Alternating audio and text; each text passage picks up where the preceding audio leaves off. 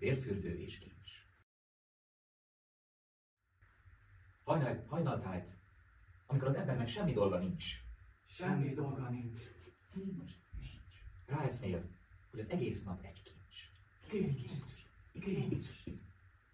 Az ember kivonul a rétre, Rétre. és arra gondol, hogy talán ma miért ne? Miért ne? Ám ott a veszély, ami elveszti a kincset. Kincse. És ott lát egy hatalmas vérfürdő után egy egész halott kincset. Kincset. Felkiált az ember, vérfürdő és kincs! Kincs. Ma már itt semmi dolga nincs. Nincs.